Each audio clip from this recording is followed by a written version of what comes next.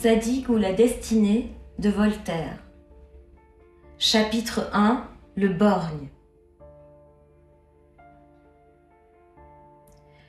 Du temps du roi de Moabdar, il y avait à Babylone un jeune homme nommé Zadig, né avec un beau naturel fortifié par l'éducation. Quoique riche et jeune, il savait modérer ses passions. Il n'affectait rien. Il ne voulait point toujours avoir raison et savait respecter la faiblesse des hommes. On était étonné de voir qu'avec beaucoup d'esprit, il n'insulta jamais par des railleries à ses propos si vagues, si rompus, si tumultueux, à ses médisances téméraires, à ses décisions ignorantes, à ses turlupinades grossières, à ce vain bruit de paroles qu'on appelait conversation dans Babylone.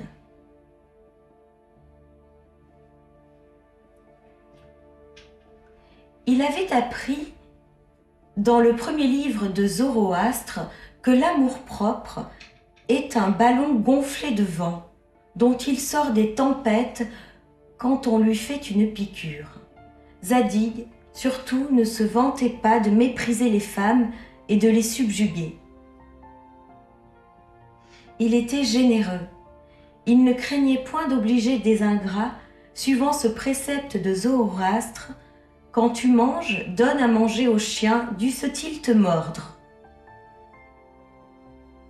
Il était aussi sage qu'on peut l'être, car il cherchait à vivre avec des sages. Instruit dans les sciences des anciens Chaldéens, il n'ignorait pas les principes physiques de la nature, tels qu'on les connaissait alors, et savait de la métaphysique ce que l'on en a su dans tous les âges, c'est-à-dire fort peu de choses. Il était fermement persuadé que l'année était de 365 jours et un quart, malgré la nouvelle philosophie de son temps, et que le soleil était au centre du monde. Et quand les principaux mages lui disaient, avec une hauteur insultante, qu'il avait de mauvais sentiments, et que c'était être ennemi de l'État que de croire que le soleil tournait sur lui-même et que l'année avait 12 mois, il se taisait sans colère et sans dédain. Zadig, avec de grandes richesses et par conséquent avec des amis, ayant de la santé, une figure aimable, un esprit juste et modéré, un cœur sincère et noble, crut qu'il pouvait être heureux. Il devait se marier à Sémire, que sa beauté, sa naissance et sa fortune rendaient le premier parti de Babylone.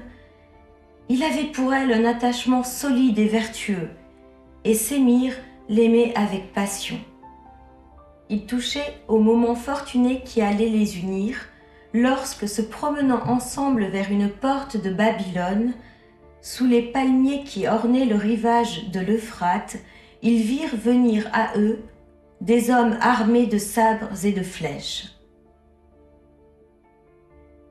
C'étaient les satellites du jeune Orcan, neveu d'un ministre à qui les courtisans de son oncle avaient fait accroître que tout lui était permis.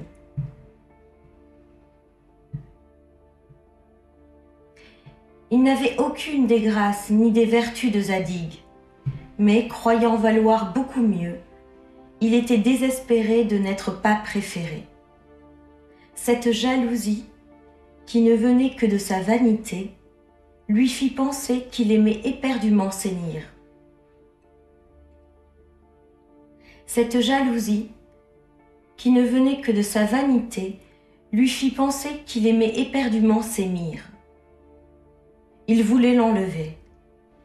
Les ravisseurs la saisirent, et dans les emportements de leur violence, ils la blessèrent, et firent couler le sang d'une personne dont la vue aurait attendri les tigres du mont Imaüs.